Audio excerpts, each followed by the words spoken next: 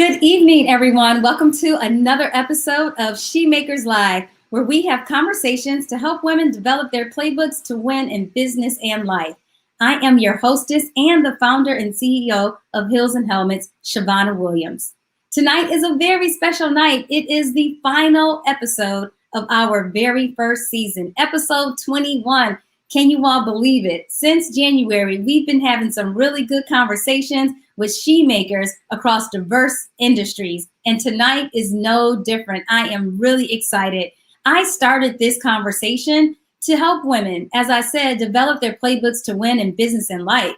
Because I've worked in marketing and communications in business, politics, sports, and that's 5 major sports leagues. Yes, 5. So I'm a veteran in this game and I've seen a lot. You can imagine I have been in a lot of boardrooms where I was the only woman. So I want to change that. I want to see more women, not only in the boardroom, but at the head of the table with equal pay. To get there, it takes a lot. And we can all motivate and help each other. And that's what SHEMAKERS Live is all about, because we can't do it alone. And there are a lot of shows that inspire you and encourage you with messages about how people succeeded. But you don't always hear the bad stuff. So this show isn't just about the touchdowns, it's about the fumbles and how ladies got up, recovered, and still got a touchdown. So thank you for joining me this very first season. I hope you've gotten a lot of good notes for your playbooks and already feeling like you're on your way to a championship season.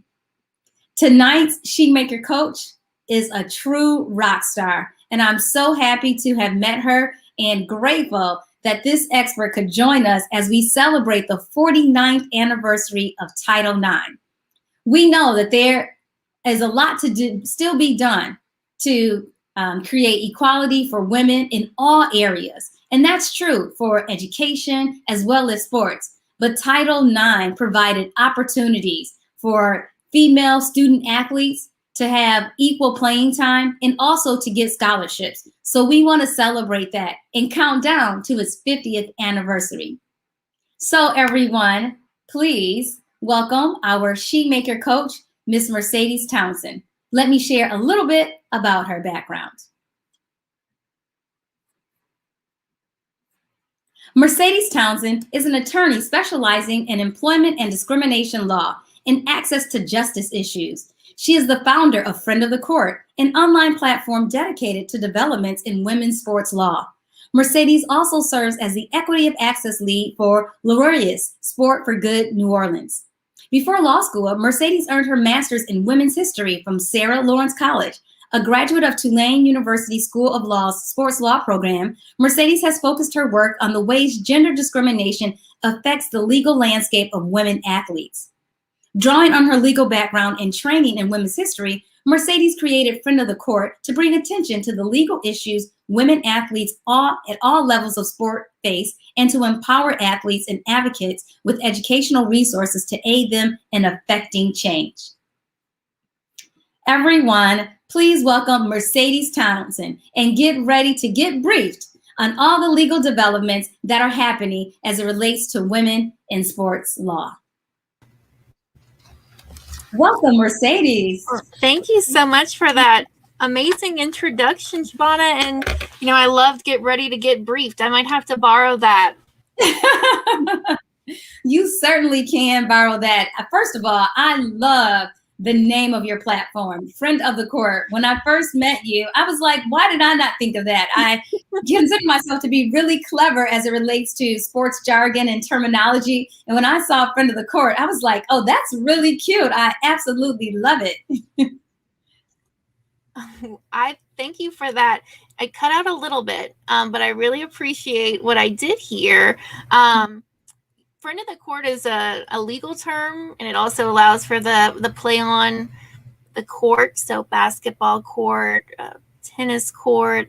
But Friend of the Court, in a legal sense, is a type of brief you can present to a court called an amicus brief, which outlines your interest, your organization, your group's interest in a particular lawsuit, and give the court insight on why it should rule in a certain way. And we've actually seen a lot of these from women athletes, especially recently and in regards to Title IX. So I thought it was a great way to merge the two and have a pithy pun for those who are familiar with the legal term, but also make it something that can be tied back to sports. Oh, yes. Very clever. Like I said, I absolutely love it and thought it was just so smart and very fitting for the work that you do. I really appreciate it. So take us back, please, Mercedes, and tell us what made you interested in studying the law and women's history. I honestly went to grad school with the intent of studying something that would help me in law school. I decided to hold off on law school for the 2 years for grad school to specifically study pay and equity in professional sports. When I was an undergrad on paying college athletes, had resurged, and most recently with the Supreme Court's decision this week, are definitely still something that's in conversation. And when I was in undergrad and we're having these conversations about needing to pay college basketball and football players, none of those conversations included paying women athletes. And it definitely sparked a fire in me to want to study that more. And so I went to grad school to get the historical background and also some really important tools on viewing things from multidisciplinary angles and in an interdisciplinary way, and have definitely applied it in law school and have been able to apply it now as a practicing attorney. And what area do you practice again? So I practice employment and discrimination law. And right now, specifically, I'm focusing on access to justice issues as it relates to the pandemic. So how are vulnerable populations made even more or even disproportionately impacted by COVID, and how does that create equity challenges for them and create barriers for them to access our justice system? Wow, that is really interesting. Who would have thought that there was this niche carved out because of the pandemic? And it is, and it's certainly important work, and it's the good fight and the good work. And we've seen it across the country. And again, the issues that we see and that we'll talk a little bit tonight about inequities or any type of discrimination, we can see that, like you alluded to in your opening, we can see that in all areas of society. Yes, certainly. Well, today is the 49th anniversary of Title IX. It was a game changer for women in education, particularly, and then evolved to have such an impact on sports. Can you talk to us about the history and the development of Title IX? Absolutely. So Title IX was enacted on June 23rd, 1972. So today, 49 years ago, as you noted, it's an amendment to the Civil Rights Act. And Title IX is literally one sentence. It's a one sentence. It's 37 words long, that has changed the landscape and women's ability to access particularly higher education programs since 1972. It was drafted by Congresswomen Patsy Mink of Hawaii and Edith Green of Oregon, and was pushed through the Senate by Senator Birch Bayh of Indiana. And as you'll see, and whether it's the legislative history or the actual language of Title IX, sports are not mentioned. No particular program is mentioned. It's specific to educational programs or activities.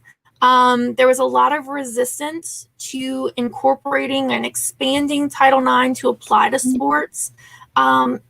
Resistance from people in the House and Senate, and especially the Reagan administration. And it took legal intervention in order for Title IX's application to sport to be solidified.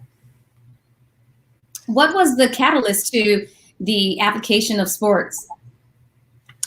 Part of it was just seeing how broad the disparities were, and women athletes, as we still see today, saw this act and saw how it needed to be applied and could be applied to sport, and advocated for that.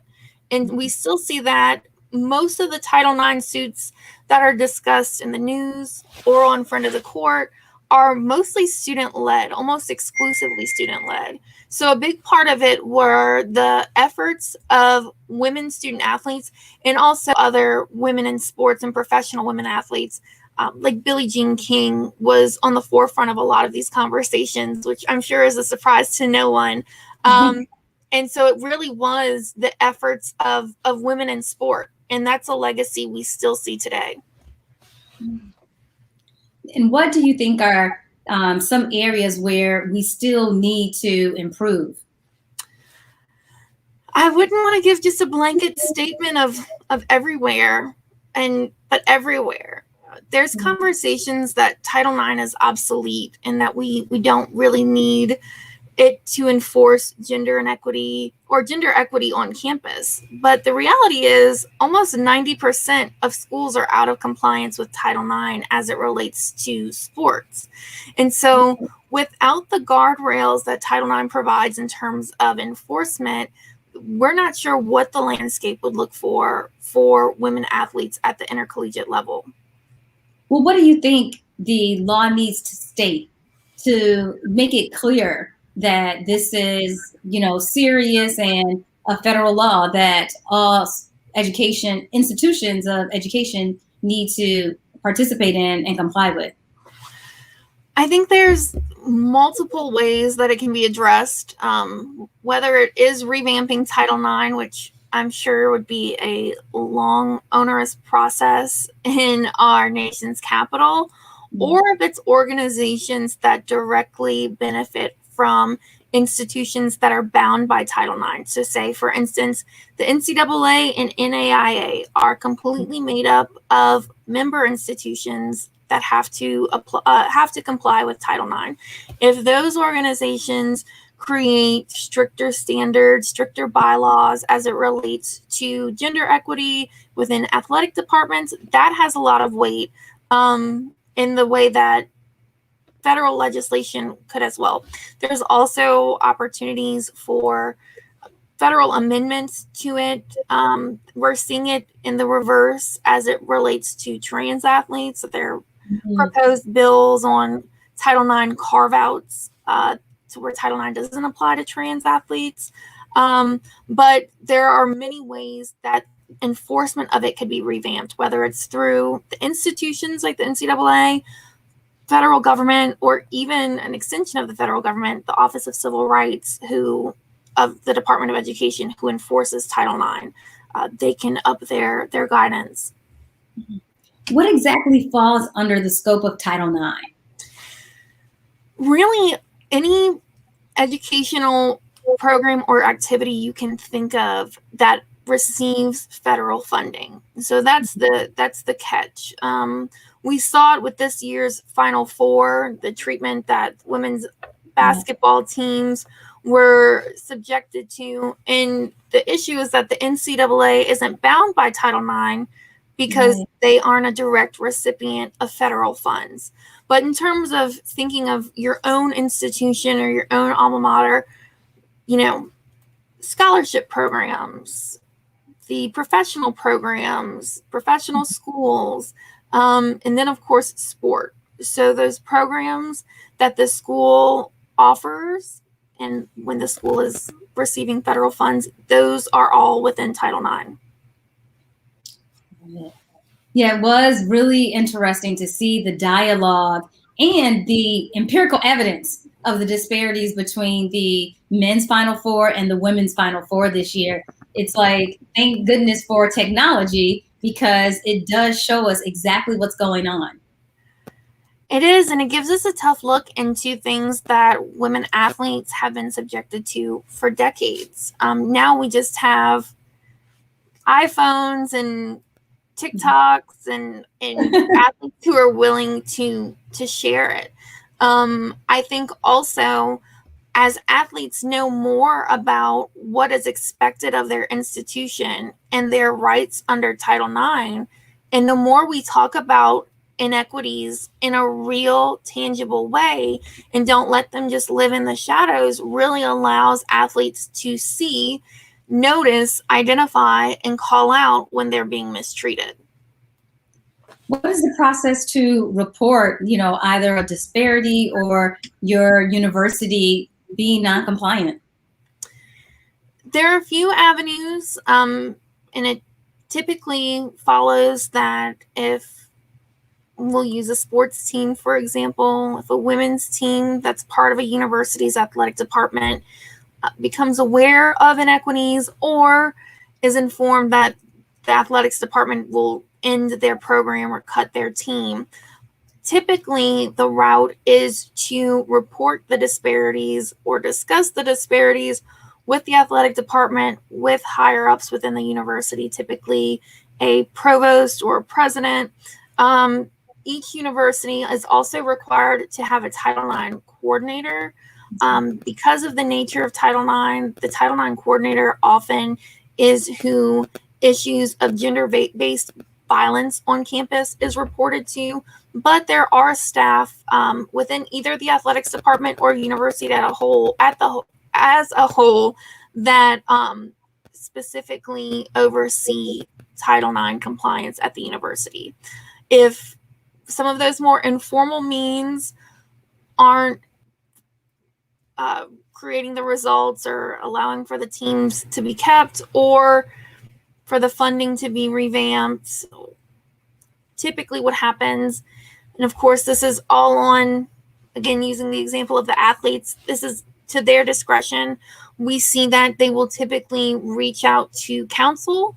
Council will send a demand letter to the university, and if the demands aren't complied with, they will pursue either a complaint with OCR, Office of Civil Rights, or a Title IX lawsuit.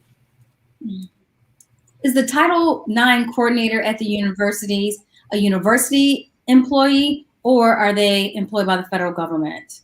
They're a university employee. So it is, for some of the other reporting requirements based off of, like I noted, gender-based violence, the university is required to have a Title IX coordinator, staff person, someone who oversees Title IX compliance. So they are always university or college or institution staff.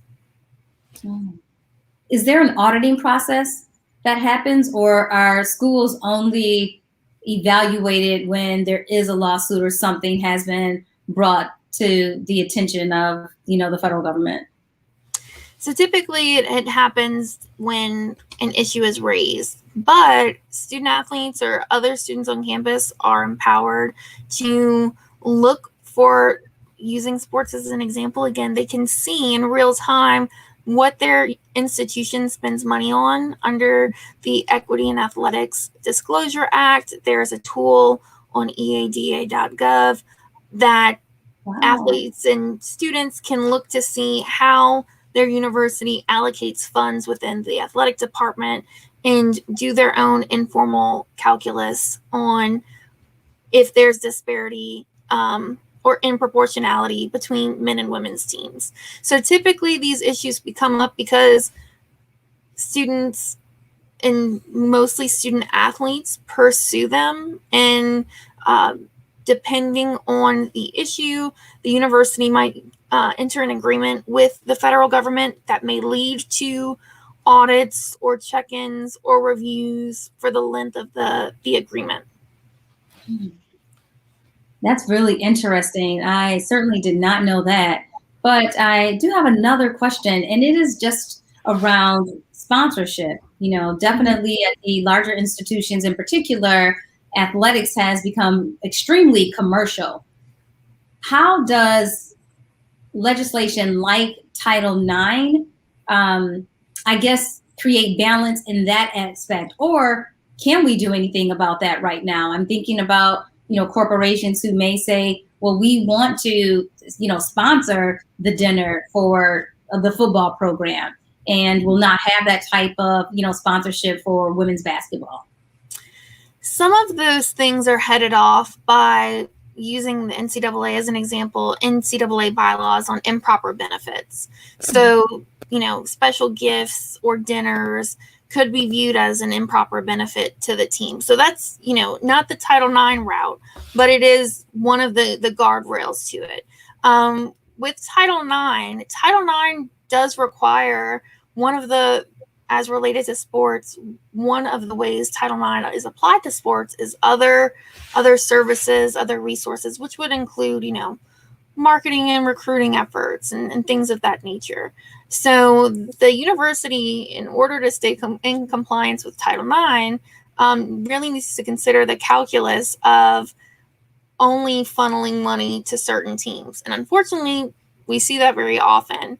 But Title IX and guidance from OCR has provided when an institution will try to use, say, revenue generation as an excuse or a defense for why they aren't, say, spending as much money on recruitment for women's basketball, or specifically paying the women's basketball coach as much as they pay the men's.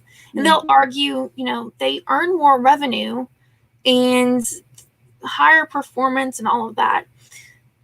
OCR has sent out guidance that you cannot use revenue generation as a defense if you are not compliant with Title IX. So if you aren't already meeting your obligations under Title IX and you aren't providing equal marketing opportunities or recruitment opportunities or resources to your women's teams, you can't use the fact that men's teams make more as an excuse. And the analogy that I use is Coca-Cola puts all of its money into creating the recipe, perfecting the recipe, the marketing of Coke. All of the money all of the budget goes into making sure Coke is stocked in every major grocery store, has the best commercials, has a Super Bowl spotlight, but then will complain when, say, Diet Sprite isn't the product raking in all of the money. Well, of course it's not. You haven't spent any resources on making sure people know about Diet Sprite. You haven't spent any money to make sure that the Diet Sprite recipe is perfected. You've spent all of this time, attention, and money on Coke. So a very simple analogy to it, but I'm hoping it gets the point across. But great analogy. I thought you were going to use Sprite, actually. But great analogy. And how do we combat that narrative that the interest is not there? Before we even get to actually securing a sponsorship, thinking about the planning and development. So let's just say the athletic department builds sponsorship program, and it's, this exposure at a football game, this signage, this access, and create something comparable. I should say basketball, because a stadium is much larger than an arena, but the value from a sponsor's perspective is not there. What is hard, and this is a conversation I have very often when talking about Title IX, and part of it is the messaging that we use around sport, that institutions like the NCAA try to argue around sport. We all know that sport is a global industry, and that even at the collegiate level, it is a billion-dollar industry. But institutions, schools, NCAA argue that especially intercollegiate college sports aren't about making money. They're about providing opportunities for development to student athletes. So that's one of my kind of knee-jerk responses to a school who tries to use revenue generation as a reason for why they aren't supporting their women's team. Well, revenue generation isn't your stated goal for college sports. It's supporting student athletes, and the women on your lacrosse team are those student athletes. In terms of how do we sell it to to the Coca-Colas of the world, to the people who have their logo on the scoreboard in, I went to LSU, in Death Valley, or at one of the landmark college stadiums in our country, or at your school or alma mater. Part of it is a lot of the legwork that's being done by accounts and organizations like yours and others, and also student athletes themselves. It's making the case of this is what we bring. This past year, we saw so many women's teams, because of COVID, being disallowed by their university, barred by their university from practice, competition. And they took it upon themselves to create video campaigns and petitions to really call it out. And that's not a surefire way to affect change. And it's also a lot of labor on behalf of athletes who are already very busy. But that's part of how we change the narrative, is that we make it hard for people to ignore, because it's something we're constantly talking about, is the power of women's sports, the prominence of women's collegiate sports, and the ability of these athletes. Do you think we need to start having the conversation earlier? I think as it relates to Title IX and sports, we generally think about colleges and universities. However, Title IX is about education. So, and Title IX applies to high schools as well, high schools that receive federal funding. And we've even seen Title IX movements by youth or high school rec level young women and girls. I think it is part of the conversation of how do we create a culture where women and girls are treated equally in all facets of their life, and that young girls go to elementary schools where they're treated equally, so they don't know that there was a difference, right? That they should be receiving less, or they don't experience receiving less. And so I think it's part of it is a culture shift, which there's a lot of legwork involved in that, of course.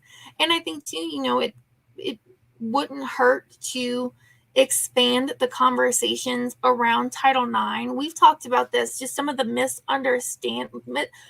Title IX is so deeply misunderstood, and that people think it only applies to sports, or that it is the reason we don't have certain men's teams at our favorite school, whereas Title IX is responsible for a lot of critical resources and a lot of critical opportunities, especially for women, but for all people and schools. Yeah, I thought about what you said regarding Coke, investing in Coke and making sure that the recipe is correct, and just comparing that to not developing other products in the same way. So when I think about sports, I'm like, it starts much earlier than college or even high school, from an awareness standpoint, attention, and also just the push to participate and develop. We see on the boys' side of this, I mean, living in Georgia now, 3-year-olds, 4-year-olds, they're already participating in T-ball, and it's encouraged. And that experience is very different already than what it is for little girls. And I totally agree. Part of it is just what opportunities are there for especially little girls. And we see it now with the WNBA in its 25th year of young women saying, I grew up watching the W. And I think representation is important in that sense. But there also needs to be just a very real and tangible investment by all stakeholders. If you're the T-ball coach, if you are the athletic director for a middle school, what are you doing to make sure that young girls are included? If you have any pull on how resources are invested in the local YMCA, how are you making sure there are programs and curriculum specifically targeted to recruiting and retaining young girls and young women.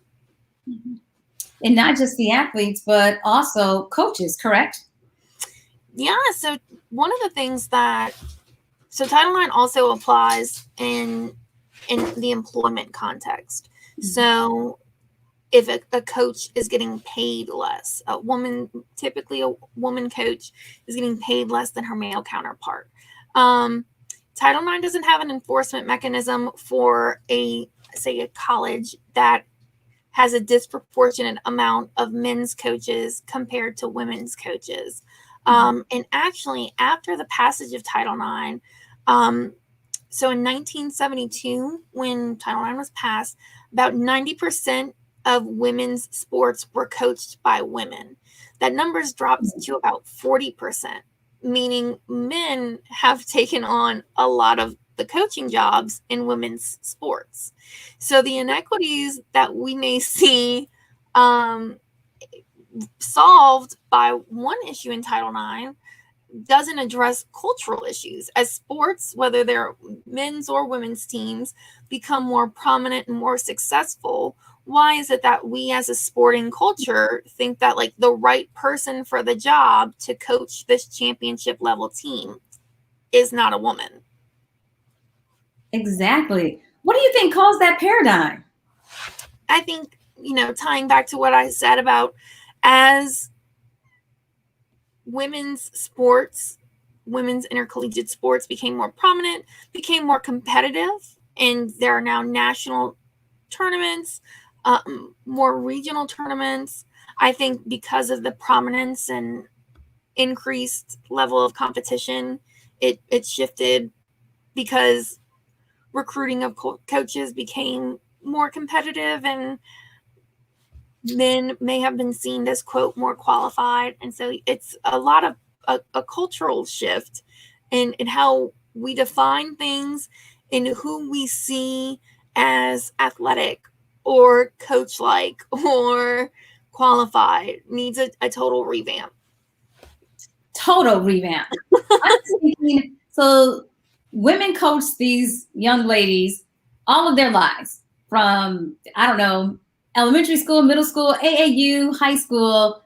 Now they get to Connecticut and they need a man to coach them. And, no shade, no shame to Gino. Exactly. And I just threw Connecticut out there. I'm a fan, Gino. I really am.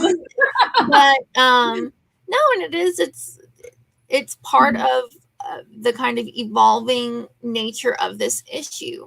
So before Title IX, or around the time of its passage, schools with a hefty budget had a separate women's athletic department. And there are pros and cons to that, right? The pros of specialized attention to your women's sports, the con is being seen as the women's auxiliary to the athletic department.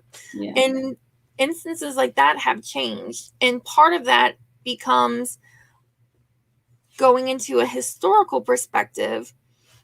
Institutions like the AIAW, the American Intercollegiate Association for Women, disbanded because the NCAA saw that women's sports were competitive and wanted to take over the championships. So it's all different cogs in the same wheel of how Title IX and how it has developed women's sports have developed all issues around women's sports, whether it's coaching, sponsorships, and all of the things we've talked about so far. Yeah.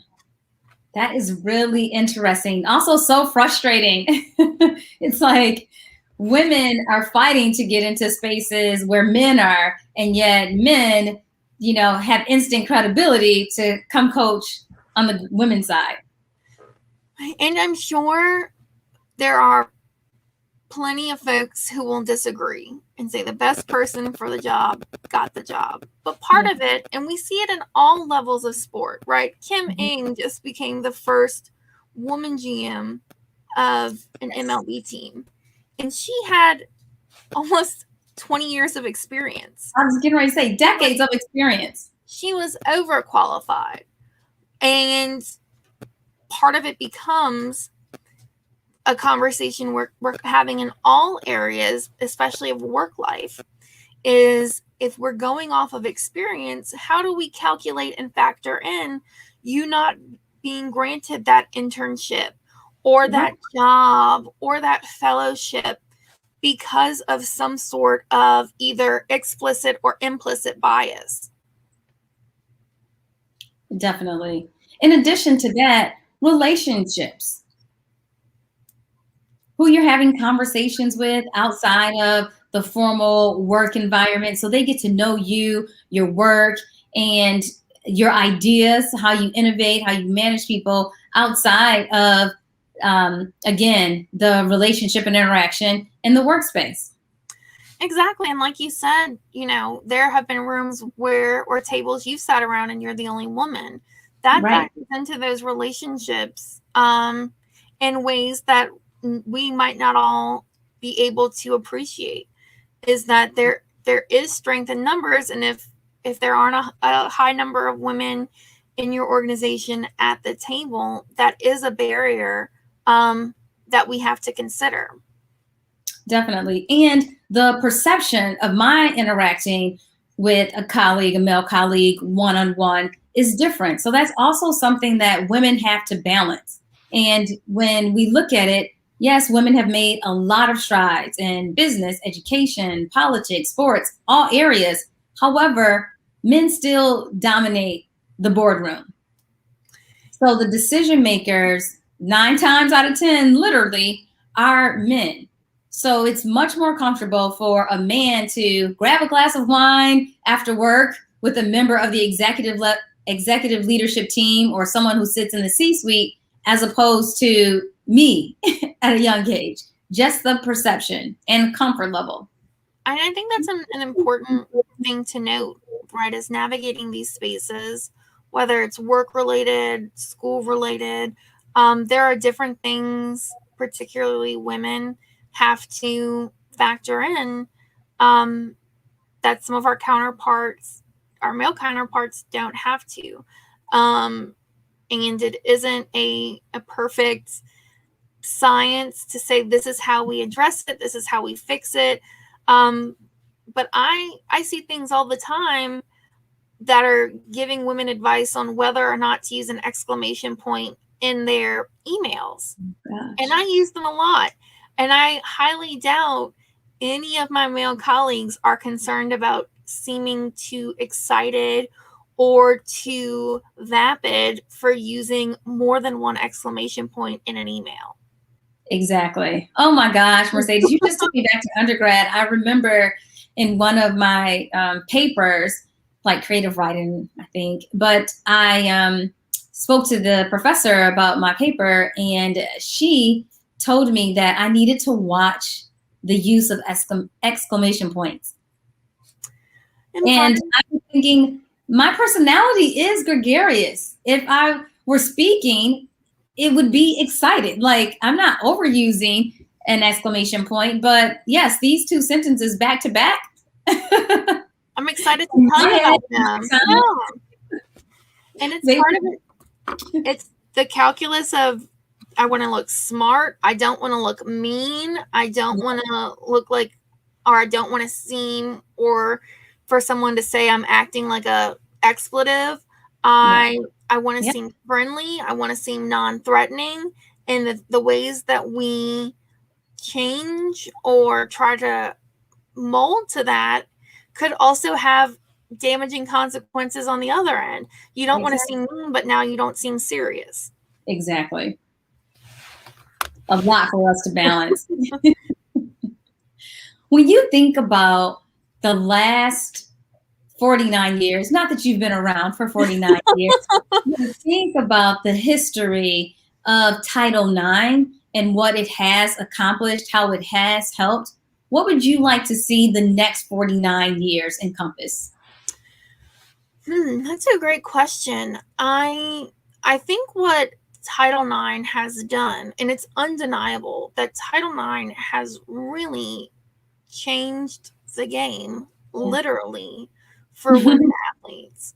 And the percentage of women and girls participating in sport has increased at the high school level from about 1 in 27 in 1972 to now 2 in 5. And so those numbers are hard to, you can't, and I wouldn't want to deny or diminish the major lift that Title IX has done and allowed for creating opportunities for women and girls in sports. I think these next 49 years, I would like to see enforcement of Title IX that creates an even more equitable environment for all people, all students, based on their sex, or as we're seeing, on their gender expression.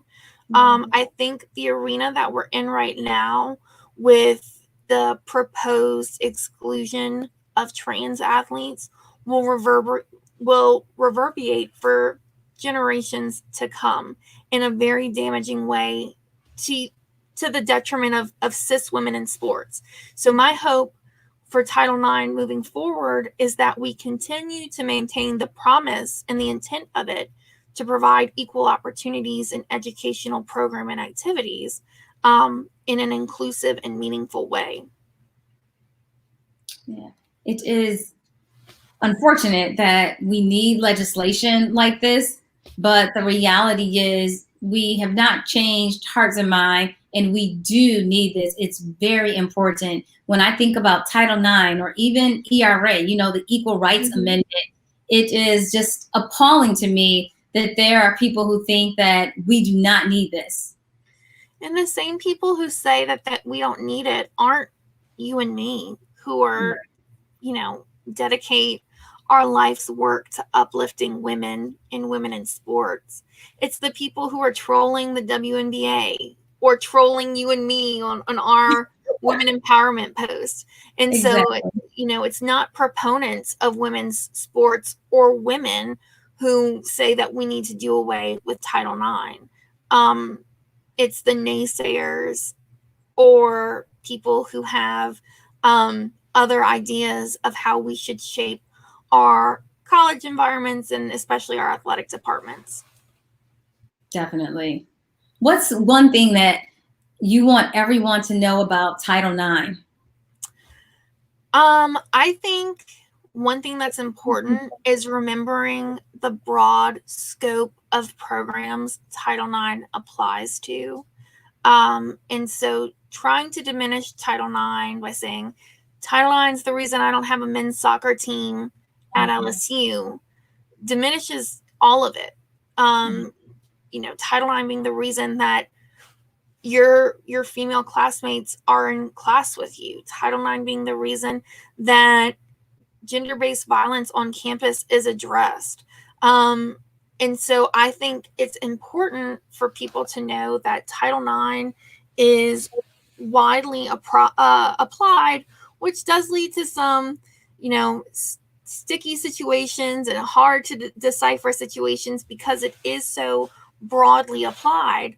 But remembering that the intent is to make up for historical discrimination against, namely, women. And so that's kind of my pitch for it. And I also just, through Friend of the Court, I've been able to connect with so many student athletes, which was not, I surprised myself by not even imagining that being part of the intended audience of Friend of the Court. I thought I was going to be connecting with professionals like you and other attorneys, which I have had the great pleasure to do. But most of my audience are current student athletes. Yeah. And so to them, I say, keep advocating for yourself. The more you know your rights, the more you know who the contact is at your school, to not be afraid to speak up, because it'll create opportunities for yourself and your classmates, but also for those who come after you. And earlier in your answer, you talked about making up for discrimination. And I would add to that, prevent it from happening again. Yeah. And I think that's very powerful.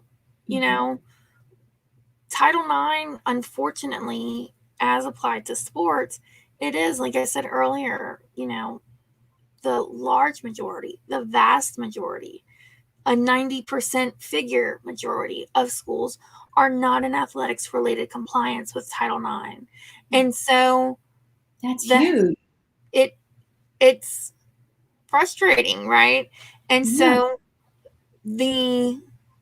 all of the issues that could be prevented and the opportunities that could be created by in complying, which of course requires money and discretion and hard choices and rebudgeting on behalf of the athletic department.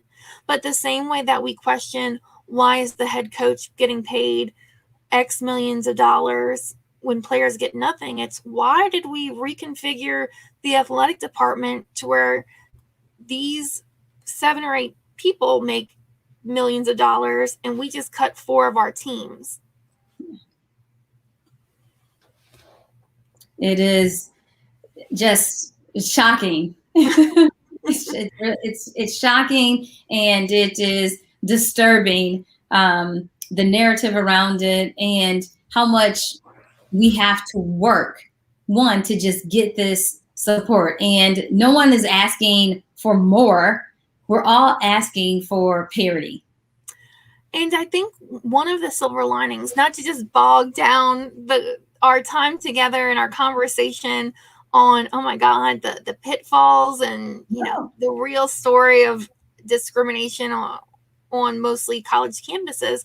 But I think the thing that gives me hope is we are having conversations and events like this. And that today on my Instagram feed, there were so many people celebrating Title IX Day, where when I entered this space, say 7 or 8 years ago, it wasn't something I was a part of the conversations for, or that multiple people in my circle would know about.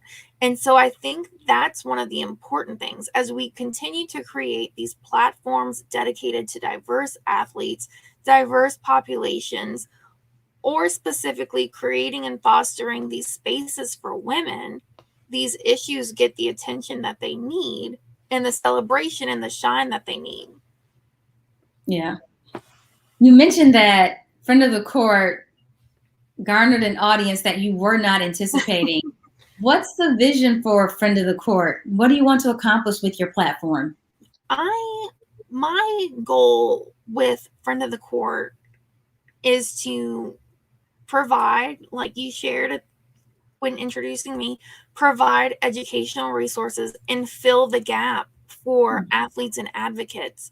And as a lawyer, not providing legal advice, just legal information, but providing some of the tools that might inspire next steps for them.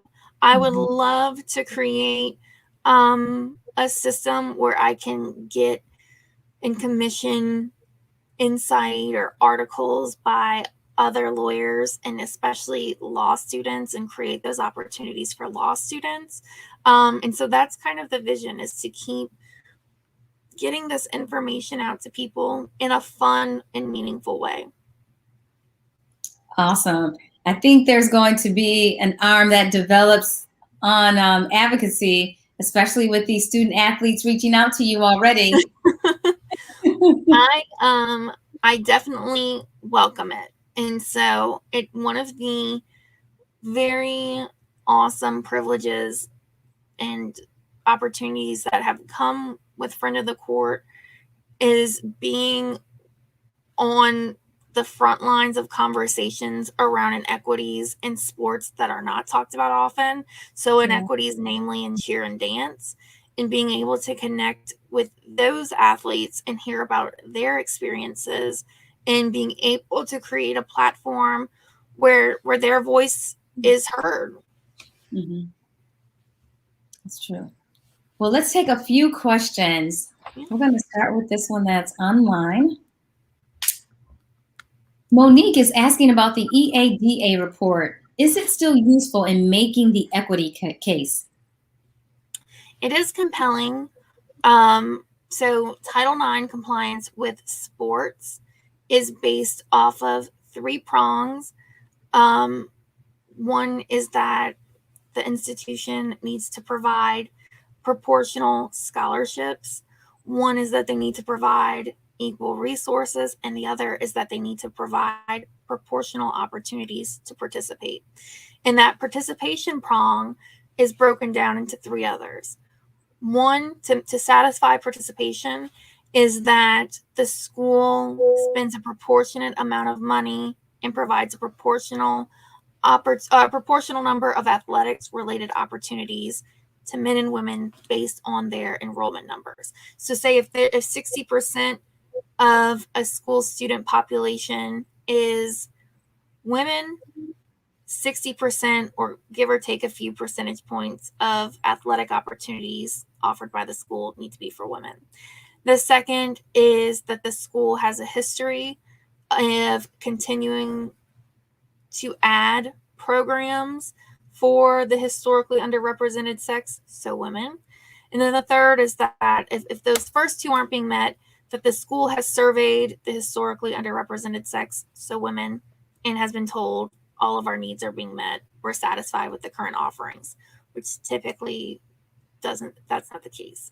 So the EADA report is useful because it helps with that first issue, that a substantial or substantially proportionate amount of athletic related opportunities are provided to women based off of their enrollment numbers. And it's also what is cited a lot in these demand letters before a suit. It's also what gives a lot of student athletes the stats when they're making their media campaigns and their own advocacy pushes. Thank you. Thanks for the question, Monique. We have questions that were emailed in. A few here. We still have a little time. Okay. The first one is, well, I think you addressed this when you talked about the Title IX coordinator, but it is there someone at my institution who would know about Title IX? There certainly should be. There should be several people at your institution that know about Title IX. While there may only be one, depending on the size of your institution, one person who is responsible for overseeing compliance, that person should have a staff or a staff member that helps with that. And specifically for your athletics department, everyone in that department should be familiar with Title IX. The next question is, how do I know if my institution is in compliance with Title IX? So the first way to look into it is through the EADA report that I noted. Mm-hmm. The posture we often see these Title IX suits or athletic related Title IX suits is a team has been cut. And there have been other instances where it's addressing unequal funding or another issue. But typically we see a team has been cut, has been informed by the school, after this season, we're no longer having women's rugby. We're no longer having women's lacrosse. And that does not satisfy the prong for compliance that the school has to have a history of continuing to increase opportunities and programs for the historically underrepresented sex, women. So that prong isn't met. The second of the school sending out a survey to women at this institution on if all of their athletic related programming needs are being met, it won't be, because now you have a team of lacrosse players who will say, no, they're not. And we have enough players on our team to field a lacrosse team. We can compete at a high level. We already participated in tournaments and within a regional conference. So that second can't be met. We often find that, again, back to the 90%, that the proportional spending, proportional athletic related opportunities is the linchpin. That schools are already out of compliance when they decide to cut a team, and cutting a team sinks them deeper. And so those are some of the ways you can tell. The easiest to access is the EADA report. But to definitely, if there's word that a team is getting cut, that's your red flag. How do parents or student athletes, middle school, high school, how do they navigate understanding if their institution is compliant? So these resources that I've noted, the EADA report mainly, it's publicly available. Mm-hmm.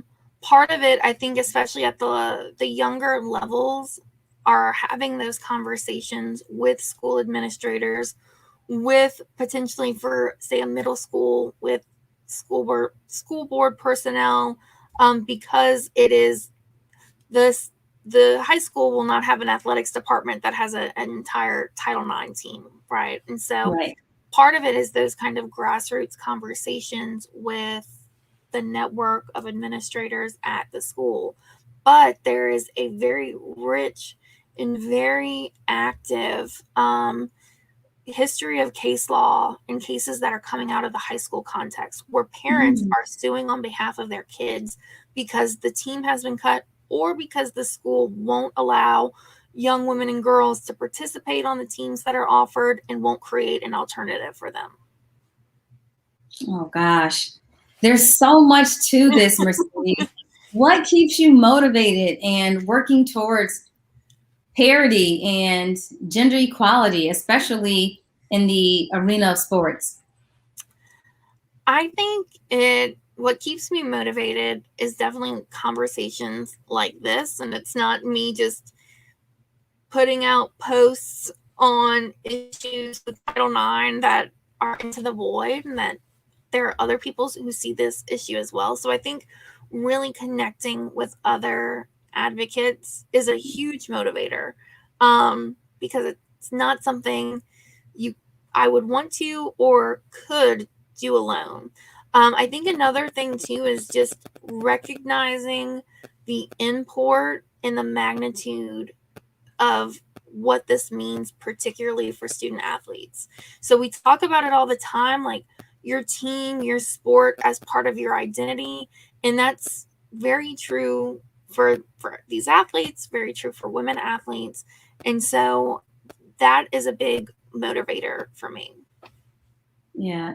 Incredible work. I am so glad to have discovered you and Friend of the Court. I love following you. I'm always enlightened, and I just appreciate the work that you're doing.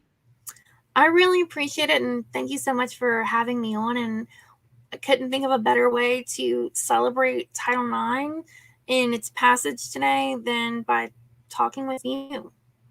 Definitely. I am really grateful and glad that you had the time to join me tonight and come on SHEMAKERS and celebrate Title IX, but also educate us on this law that was just a game changer for women athletes, and also just be challenged to think about how we can change the narrative and what we should be hoping this will look like in the next 49 years.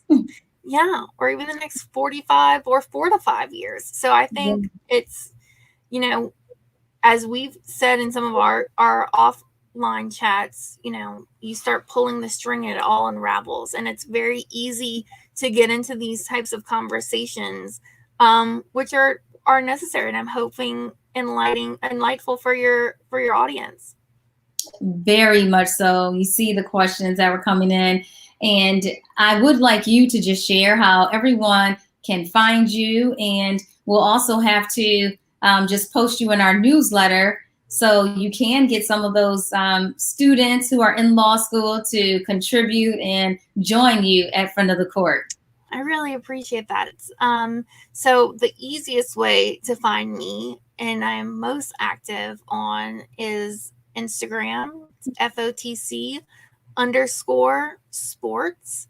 My website is FOTC.news, so FOTC.news. And that is where all of the content and the conversations go. And I look forward to connecting. Well, you can't leave just yet. I have 3 fun sentences for you to complete before we let you go.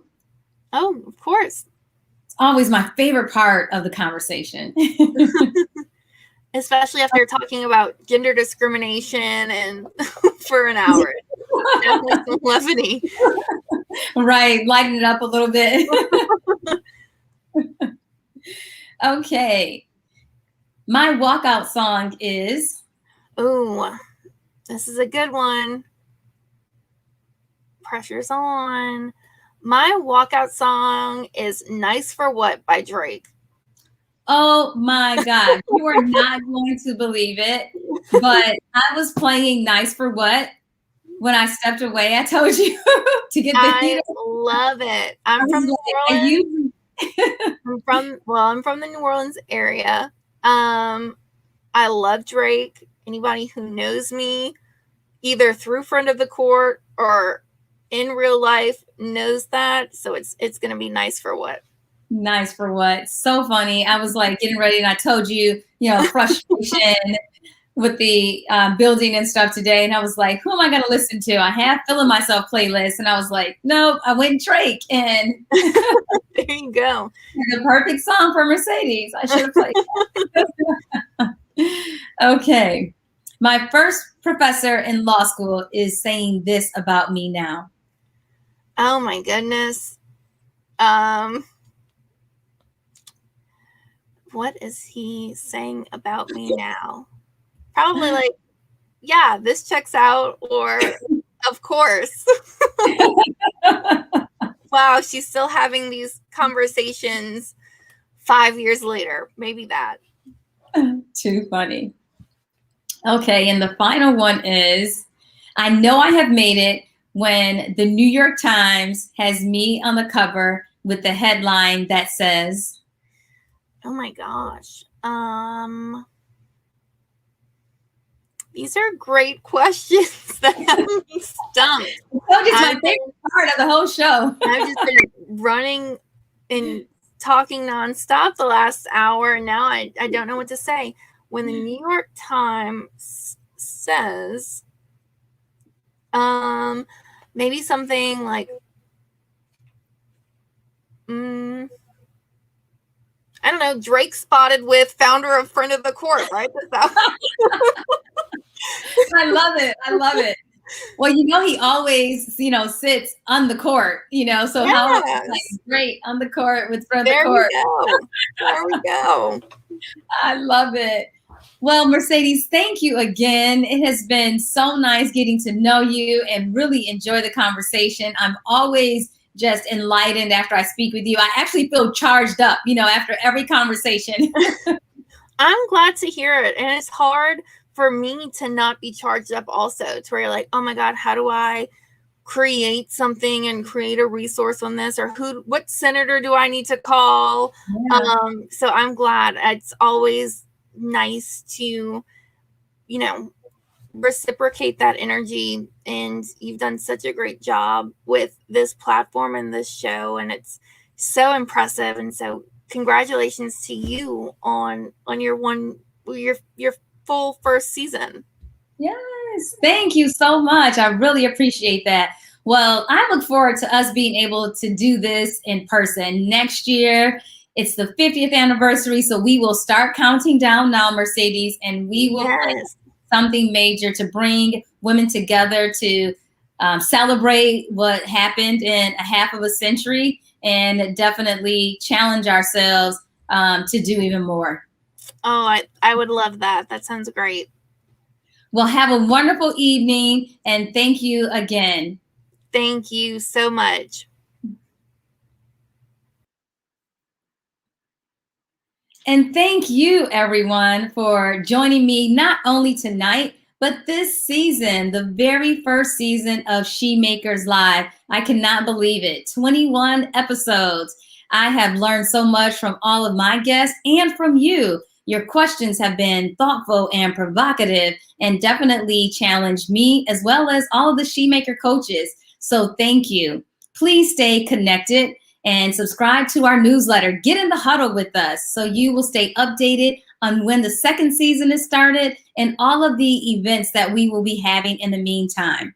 If you're in the Atlanta area, don't forget that this Saturday is our Peach Afternoon Golf Tea. We're having golf lessons, wine, and going to hear a keynote speech from Tanya Hicks. She is the president and CEO of Power Solutions, Inc. It is an electrical construction company. So she is definitely a boss, just shattering glass ceilings in construction. Tickets are still available. Just go to our website, heelsandhelmets.com, and purchase your ticket.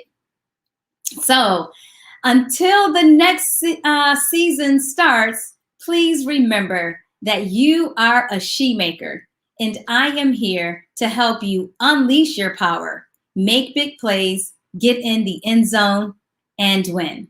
So now I am off again. Season 1 is in the books. Got a little champagne here, so I'm going to kick back a little bit and celebrate. But here is to you and everything that you have done and all of the amazing things that you're going to do.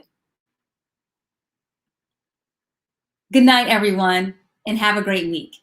Thank you for watching.